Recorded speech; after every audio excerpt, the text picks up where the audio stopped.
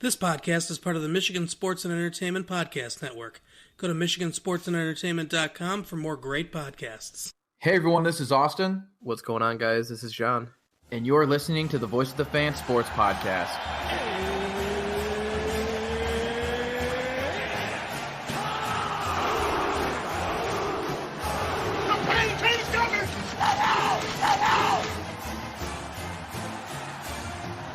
All right, John, we're back. It's football season. It's finally back. Whew, we made it. What a long off season. Felt long, was long, but here we are. We made it. Week 1, fast approaching on Friday. Yeah, summer's over, but the good thing about summer being over, they treat us with football, so it's honestly kind of my favorite time of the year. Late summer, early fall, get college football going, NFL's around the corner. I'm ready to watch some college football, man. Yeah, so I guess technically week 0 from this past week, Saturday, was Florida-Miami. An exciting yet ugly game. Miami's offense gave up like 10 sacks. So, yeah, that looks great. Because I think they're starting a redshirt freshman too. Yeah, probably like the last 2 minutes of that game, there were like 3 turnovers, and Florida ended up holding off Miami because Miami literally could not protect their quarterback. But hey, we kicked it off, and I did not know that both Purdue and Michigan State are playing Friday night.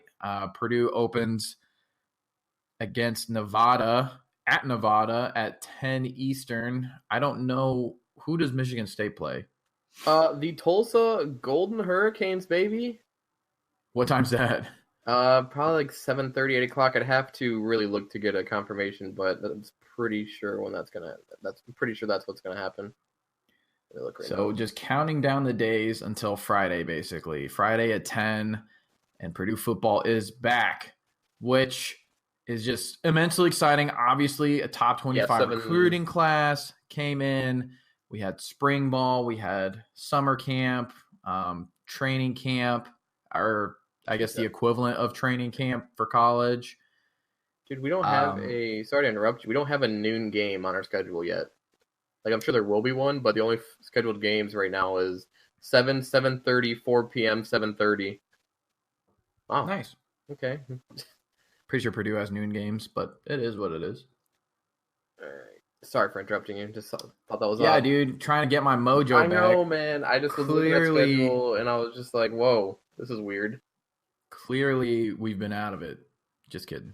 But obviously, with the prelude to the first game, George Karlaftis has looked good. So he is starting. He is a freshman starter for Purdue, along with I think that's it. No receiver is starting. No David Bell, Milton Wright, TJ Sheffield, Mershawn Rice. They're all backing up. I think I only saw Bell and Wright listed on the depth chart at the number 2, receivers behind Jared Sparks, Ahmad Anderson Jr., and Rondell Moore.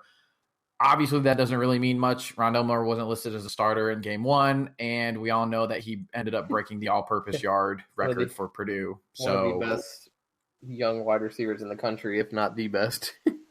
Hey, Desmond Howard picked him to win the Heisman, so that would be something. Get another receiver, and I mean, he's versatile. I mean, he can run. I mean, obviously, as Purdue fans know well enough, and he's super shifty, and he's really exciting. So we'll see how much they fit him in the offense again this year. Obviously, the main focal point, and see if other teams kind of focus in on him a little more this year, which I'm guessing they will. But he's still Rondell Moore, so don't expect for him to slow down.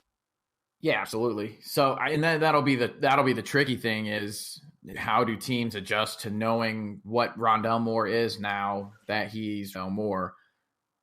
It'll be exciting to see, I think, with the different defenses that Purdue is going to play.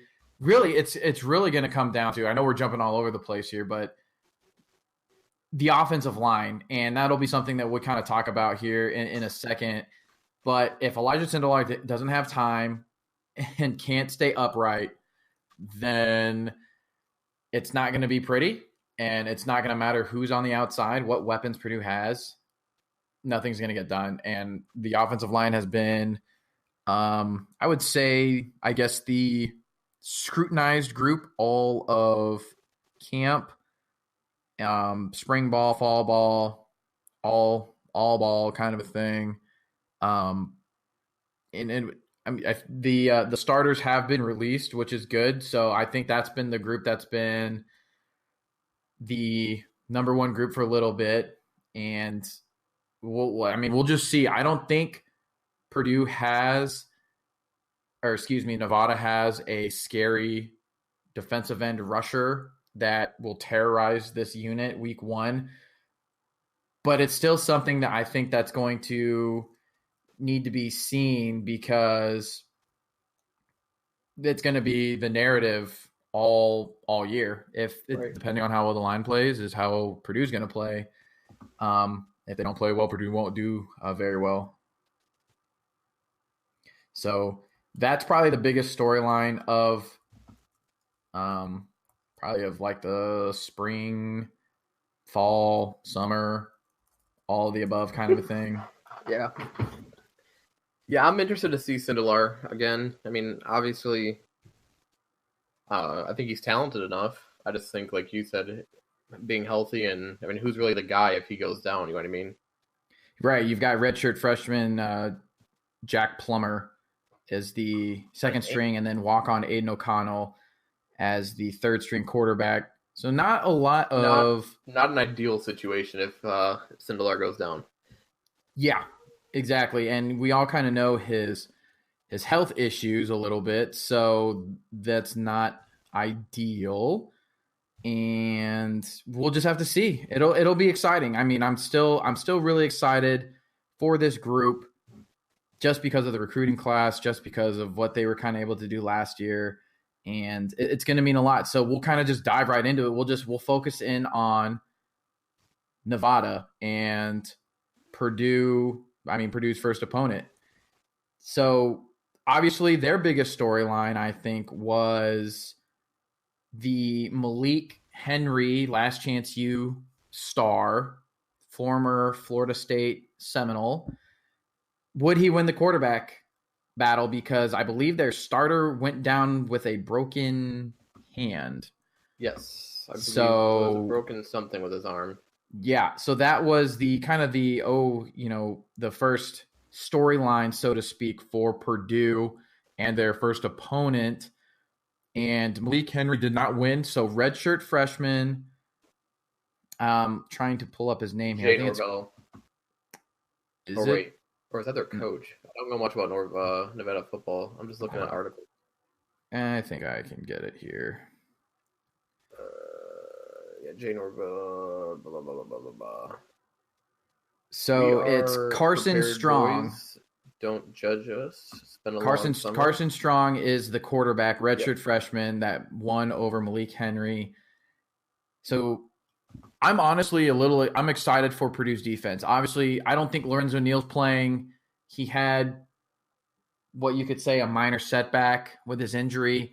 They were trying to get him ready for game one. I don't think he's going to play. I don't really think there's a need to rush him back. I really like this Purdue defense. Marcus Bailey comes back. You've got a lot of talent in the secondary with some experience sprinkled in. Navon Mosley, Simeon Smiley in there. Jalen Graham, the freak, will be roving as a nickel and a safety. Corey Trice is going to be utilized more. Elijah Ball might be a hybrid linebacker.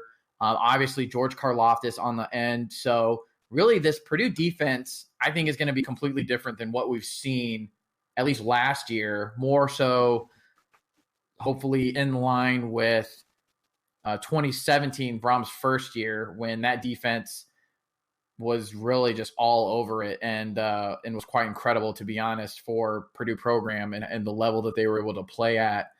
So really this defense, I think this is beneficial. You know, a redshirt freshman doesn't have a lot of games under him. I mean, I don't think, if any. So it's an air raid style of offense, but how is the quarterback going to do? And can Purdue finally get some four-man pressure to disrupt things without having to send people? Because air raid offense operates very quickly. Yep. Quick looks, the easy option. So that's obviously going to be even more simplified for a redshirt freshman quarterback till he can kind of get his legs under him, and then they may open the playbook up after that. So it's really going to be dependent on Purdue's defense and their rushing ability. If you got to send people, I personally think it's a little hard to do because the air raid is just so fast that, I just don't know how effective blitzing will be. I mean, obviously blitzing works against anything, but if they can get into a rhythm, if they can get into a groove, it's not going to be a good day for Purdue because they're going to be chasing around these guys at 4,500 feet, which is roughly 4,000 feet higher than what Purdue normally plays at. And they're going to go into Nevada, I think, a couple days early. So I think Wednesday or so, they're going to go into Reno. And, I just don't know how much that actually is going to help. You have a couple days, you get adjusted, but I mean, it'll help, but will it matter? I don't know. I mean, I'm sure it matters, but to me, it just doesn't really seem like it's going to make this massive difference. Right. But I suppose that's neither here nor there. Obviously, any little thing can help. But, fun fact, Nevada is 1-0 against Big Ten teams at their home stadium. Wow. They beat Northwestern in 2006. Come on, guys. Come on, Northwestern. You're going to represent the Big Ten better than that. So 31-21 win. And on top of that, Purdue hasn't won a season opening road game since 2007 against Toledo. Ooh. So numbers are not stacking up for you guys right now. Well, on top of that, they haven't won a season opening contest out west since 1960 when they beat Washington. So the West has just not been The West has not been kind to the Big Ten. Or Purdue in general. There was a stat last year I seen when Michigan State went to go play Arizona State, which they obviously lost. They showed like a Big Ten stat going out west for a season opener. It was not pretty. Yeah, and considering Purdue, I think Purdue's only Pac-12 wins have been against Arizona twice. Obviously in the Foster Farms Bowl 2017, and then I think again in like 2006 or something like that. So really, just in general, the West has not been great for Purdue, but I certainly think it's got an opportunity to make some noise, and that's what I'm excited for. But now we'll shift gears. Obviously, I think the defense returning the leadership that you have there, bringing back Marcus Bailey is such a big deal that he's going to get everyone aligned. You've got talent around you now. You've got some experience sprinkled in there. It's just going to be, I think, really complementary and kind of gelling together. And I think Nevada is going to pose a good test because of the speed at which I think their offense is going to play at. And they're supposed to contend in the Mountain West. So it's not like Nevada is going to be any kind of pushover. They are a Power 5 team. And that's kind of what Jeff Brom's motto is. He schedules all Power 5 teams. And I love it. When I was doing like our game by game predictions for each Purdue and Michigan State, I'm looking at Purdue's schedule. I'm like, okay, Nevada, Vandy, TCU, Jesus. Yeah, there's certainly no gimmies on the schedule, and honestly, it doesn't really matter because we lost to Eastern Michigan last year. So EMU baby represent. Yeah. There's really no such thing as a gimme. And I think that's something Brom had addressed with the team as well. You're going to have to, play everything. Don't play down, don't play up, play the same as you always would. My favorite quarterback is in the Mountain West. Oh yeah. Who's that? Love me some Cole McDonald for no reason. Like he plays at Hawaii, right? Yeah. That stat line against Arizona was such a gunslinger stat line. 378 yards, 4 touchdowns, 4 interceptions. Kind of reminiscent of, what was his name? Colt Brennan or something like that? Brennan, yeah. The last. I'll get deeper into my McDonald love off the air because it won't make any sense to our listeners. Well, he's actually, McDonald is one of the guys that's been tabbed for the NFL draft, so he certainly is making some noise for himself. Got some arm talent, just a funky throwing motion, and he's not accurate. But hey, he's got the arm. People said the same thing about Mahomes, right? That is true. That they did, but going into the offense, so again, we addressed it already. Purdue's offensive line is going to be the make or break all year. That's a lot of pressure. Excuse me. And obviously I know it's a team game, but it really does start up front. And I think it's going to come down to those guys and how well they gel. So we've got Grant Hermans. He's the familiar left tackle, but has been, excuse me, a little banged up throughout the years. So I don't think he's ever played a full season, all the way through. So kind of an asterisk there. Alex Criddle, who switched from defensive tackle. He was a defensive tackle last year, and now he's playing guard, and now he's the starting left guard. So I heard that he's immensely strong. Was a little slow to the position. Obviously, it's a big transition from DT to guard, but obviously he did enough to win that starting job. Victor Beach is the starting center, who we all kind of know was going to be the guy. He was the backup to Kirk Barron last year, and I believe the year before that. So he had a bad back in the spring. They didn't get to practice him as much as they would have liked, so he's going to have a tough role. Starting at right guard is probably the most secure position, I would say. Matt McCann, he started at guard, I believe, 2 years ago. Then they bumped him out to tackle last year. Now he's back at right guard where he excels. Probably the anchor of the line, to be honest. Grant Hermans gets banged up a little bit. Matt McCann certainly has been banged up too, but not as much and hasn't missed as much time as Herman. So probably right guard is the strongest position. And then redshirt freshman Will Bramall, we'll kind of see. I've heard he just needs to get stronger, but he plays well. I don't really know what that means. Hopefully he doesn't get bullied or anything, but that kind of is the line. So really a lot of question marks, and it's going to be interesting to see how everything gels together with the defense, or excuse me, the offensive line. And then obviously at running back, Xander Horvath gets the nod. King Duro has been opening eyes in practice from what I've seen. And I would look for him to really, it'll probably ease some of the freshmen into the game their first time, kind of let them get into the game and then cut loose depending on who's playing well. So obviously the bright spots, returning spots, quarterback, it's always great to have a ton of experience there. Elijah Sindelar, who's ironically listed at 9'4" on the Purdue depth chart. What an intriguing prospect with that height.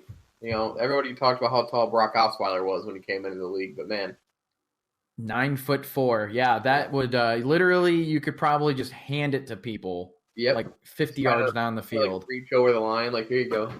Yeah, basically is that. Drags Rondell Moore all day. So Elijah Sindelar, you feel good there. And then Bryson Hopkins is the star tight end for Purdue. First round buzz on him going into the draft as a senior. So he got popped in a certain game last year. He did. That ended a scoring drive. He, in all seriousness, he is a very fun prospect to watch.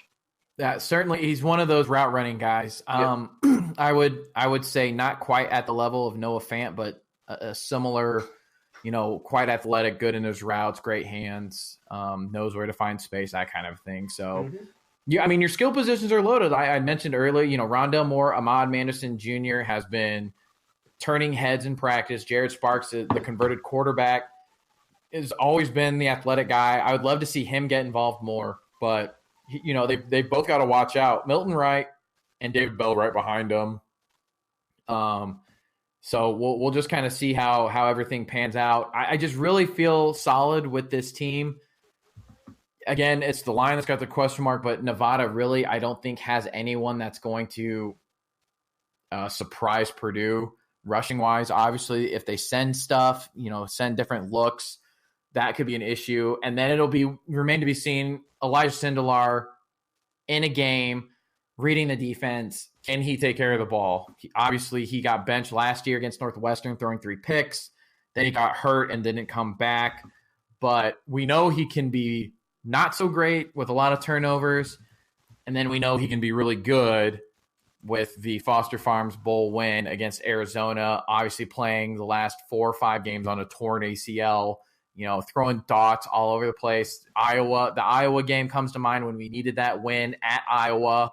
And, him dropping some dimes to Anthony Mahungu for the win on the road against a ranked Iowa team. So, he's got the talent. He can do it. It's just a matter of putting it all together and being smart. He doesn't have to look over his shoulder. There's no David Blau pushing him for time. So, he said that that's been helpful, knowing that he's the guy. But, we'll certainly see how everything kind of pans out there. And he's got better playmakers than he has in the past. It's not just Rondell Moore. So we'll certainly see how everything gels together. As far as Nevada's concerned, they returned some experience in the back. They lost a lot of experience in the back end and linebacking core, but they also returned a lot, which is kind of, I feel like, an oxymoron. They lost a lot, but they returned a lot. So I guess all in all, they didn't really shift that much, but they've got some starters with experience, a lot of tackles still on that team, and it'll remain to be seen. Obviously, with more experience means you can be more savvy on defense in your play calling. It'll be really a test of wills. I think Purdue likes to go fast when they're gelling. Obviously, an air raid style is fast. Whose defense is going to hold? Who can get who out of rhythm first? And I really just think Purdue is in a good position to start the year 1-0. It's a late game for us. It's 10 p.m. for us, but for them, it'll be 7, I believe. We're gonna pull this out early, Austin, so far this year. Not so fast, my friend. I have good news for Purdue later on in the pod. I'm going to drop a couple of hot takes, but I think this is your classic trap game to open up the year.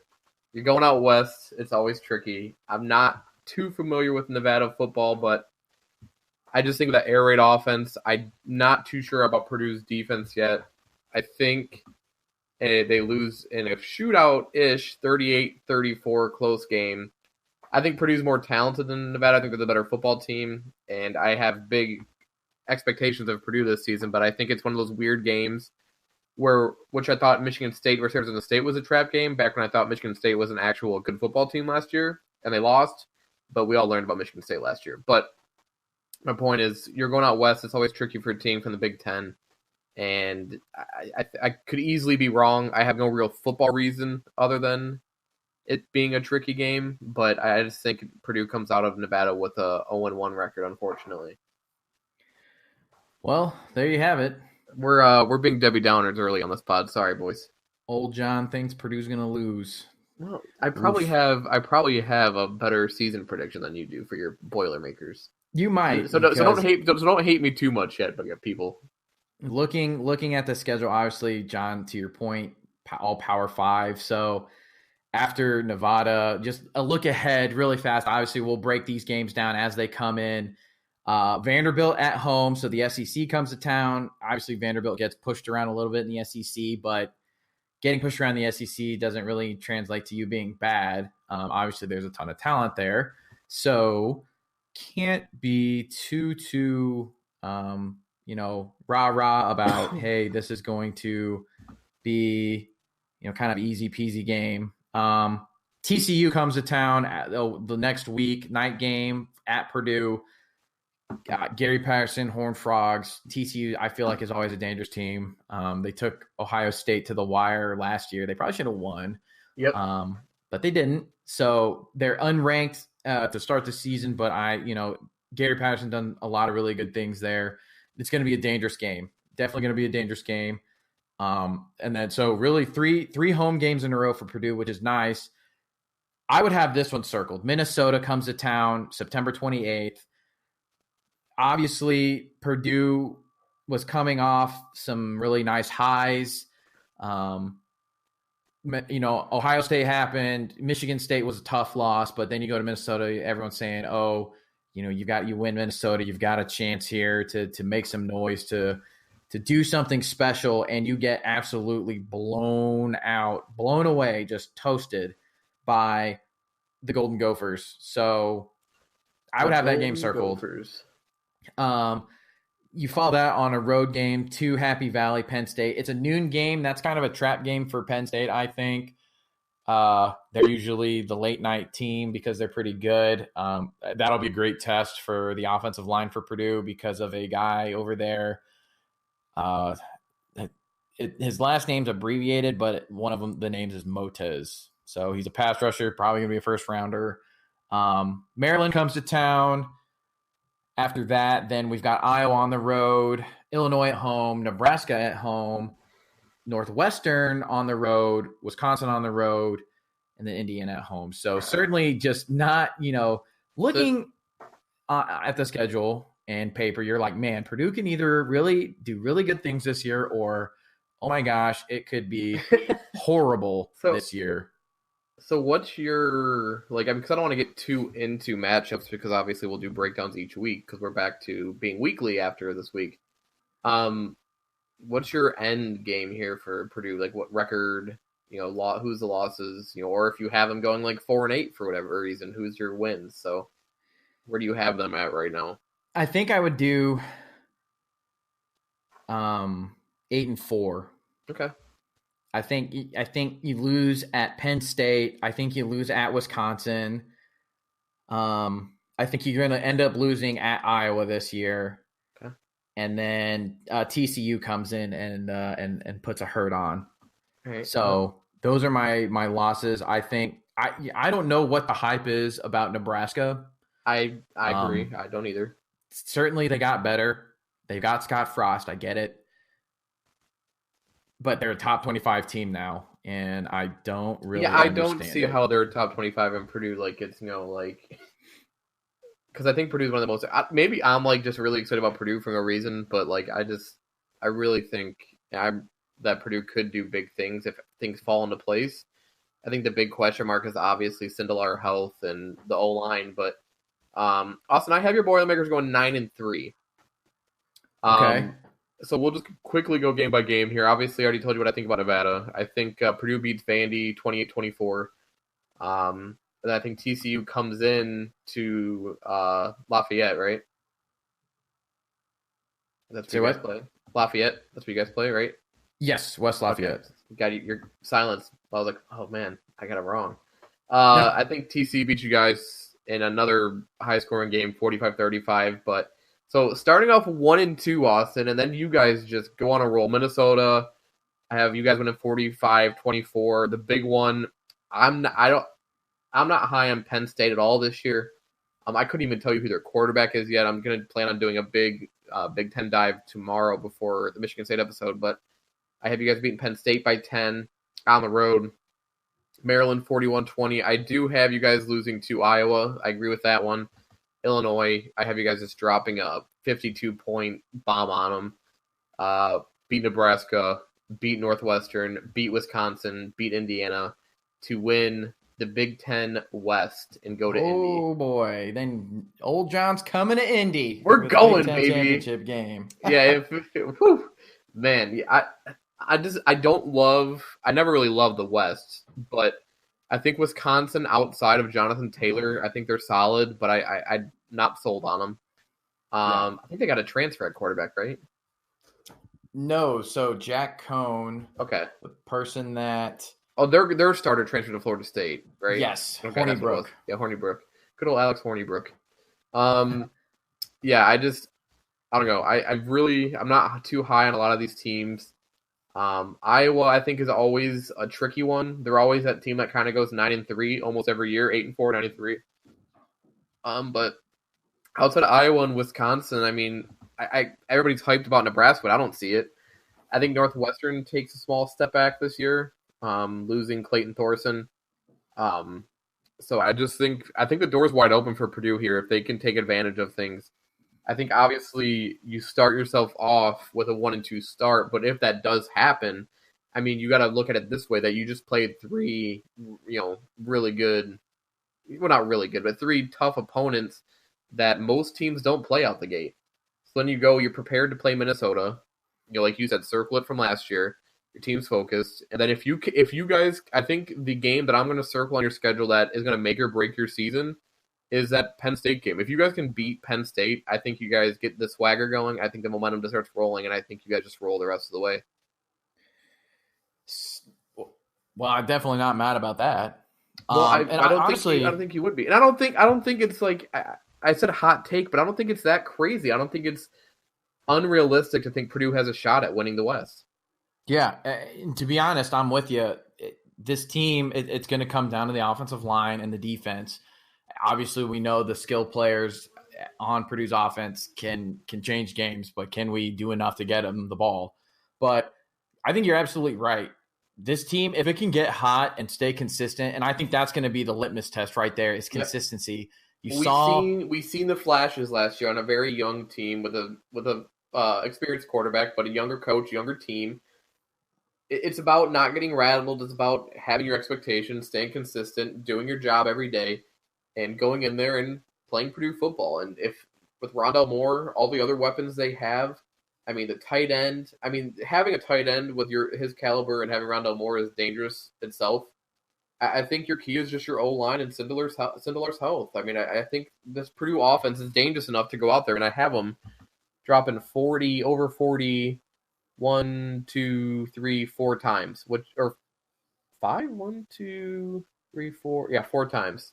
So I think going to Iowa anytime is a tough game. So I think that game you guys might trip up a little bit, but I think you guys, after starting 1-2, rolling Minnesota, I think the confidence gets a little higher, and you go to Penn State on a team that I think is going to struggle this year, and a coach who I think is extremely overrated in James Franklin, which some interesting news broke out today. I don't know if you've seen that about him. I don't know how reliable it is, but about pushing players to come back from injury quicker than they're ready. Yeah.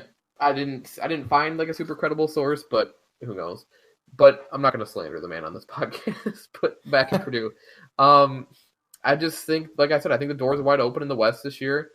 I mean, I guess who would you say is the favorite in the West right now? I mean, obviously everybody thinks Nebraska. Nebraska or Wisconsin, I would assume would be the two favorites. I think for me, I would still probably put Wisconsin as the favorite, even though I think Purdue's going to win it. But so I think obviously that at Wisconsin game could decide the West, to be honest. And that'll be huge. I don't think Purdue's beat Wisconsin in a long time. Had a shot last year. You guys are due. You guys are due. Look at that. Just like how Michigan fans say they're due every year against Ohio State. But, we all know how that goes. Yeah. But, in all seriousness, I there's no, just doing this to – I really believe that Purdue has a shot to be really special and fun this year to watch. Obviously, 9-3. A little disappointed from the 1-2 start, but man, if you can win the Big Ten West, what is this, Brom's third year? Yeah. You look at guys who are ranked high as coaches in the Big Ten, guys like Harbaugh's never been to Indy. I mean, if Brom could get there his third year, that's insane. Especially at a program like Purdue, who, no offense, it hasn't been like a powerhouse. No, so it's never really been one. Building his own culture in Purdue and staying there. Not going to Louisville, which everybody thought he might. I think Purdue, this could be a make or break year for not make or I don't think it'll ever be break, but if he can get to Indy this year and build that culture, I mean, the recruiting classes are already improving year by year. I mean, this year's class coming in that's already there is really good. And this year's class that you guys have is going to be small, but it's making to be another special one. So I think Brom's building a culture in Purdue that this program could skyrocket. Yeah, and I think I agree with you 100% on everything. Kind of like a prove it year. You've got the good classes coming in. It's your third year. You got a good recruiting class. You've had you built some team. I mean, you got Karlaftis, who's going to be an impact right away. You already got playmakers on the outside on offense. I think you just got to circle the defense, but you got guys on the. You got Marcus Bailey. You got your nose tackle. What's his name? Lorenzo Neal. Yep. I mean, you got some guys on the defense who can step up and be leaders. And then, I mean, you got some talented playmakers on the defense too. So I think it's going to be a theme this year for both our teams. Purdue, up and coming. Michigan State is a prove it year in a different aspect. But I think both teams will be playing with a chip on their shoulder this year. And I will not have Michigan State going to Indy, unfortunately, but that would be our dream. You guys play in a pretty tough Yeah, and we're Tough at area. Ohio State, at Michigan, at Wisconsin, so it's Oh boy. could be could be could be ugly this year. But I'm pretty optimistic about Michigan State, but not winning the Big Ten East. But I do have Ohio State beating you guys in the Big Ten championship. I'm sorry. That's all right. Getting there though would be huge for you guys. I think if Ohio State seen you guys in the Big Ten title game, that would be circled on their schedule for the couple weeks before the game after what you guys did to them last year. Yep, I agree. So, John, love the takes. Love it. I agree with everything you said. So, Look at me I getting really involved do in not Purdue have much football. more. I'm more excited for Purdue football than I am Michigan State, probably because I'm really nervous about Michigan State this year. Well, without diving too much into it, because I know we'll do it tomorrow, but the Michigan State defense is going to be – that's going to be the thing they're gonna to be watch. special. I just real quick, just to kind of, since we're doing a season preview here, not diving too deep into it. I think obviously we know what the defense is going to be. It's pretty much the same as last year, minus Andrew Dowell and Justin Lane. But you got guys who are NFL prospects and Kenny Willekes, Joe Bacci, scouts seem to think highly of David Dowell at safety. Raekwon Williams, the other Quan, and Naquan Jones, Austin's favorite Quans there. Yep. I think the key for Michigan State is going to be Lewerke and his health, obviously. But I don't know what the offense is. They haven't opened up anything. They didn't open it up in the spring game. So I still kind of think they'll keep it bottled up even against Tulsa, because I don't think, regardless of how bad this offense is, we should not have to worry about Tulsa. They had like the 8th worst offense in college football. So I think that defense will just bottle them up. But just to give you an idea, I have Michigan State at 9-3, losing to Ohio State, Wisconsin, and Michigan, which I think are their 3 toughest games on the schedule. Which are all on the road too. So Yep. Really, their schedule's kind of favorable outside of those. You got Tulsa to open up the year. You got Western Michigan in the next week. Arizona State comes to Michigan State. At Northwestern's tricky. Indiana, Penn State's coming to East Lansing. You got Illinois, Rutgers, and Maryland. So those 3 games, if Michigan State can get going offensively, it's another one of those things where you talk about the momentum and getting your swagger going. If they can somehow start 5-0, go into Columbus, and knock off the Buckeyes, I think it's time for the Big Ten to watch out. But I don't think that's going to happen. I just think that it will be their prove-it game, obviously. Yeah, and that'll be a fun one to certainly watch, I think, especially if Michigan State starts 5-0. Oh my God, I'd be so excited, but still nervous, because they should realistically, and the expectations of the Michigan State program and that defense, they should be 5-0 to start the year.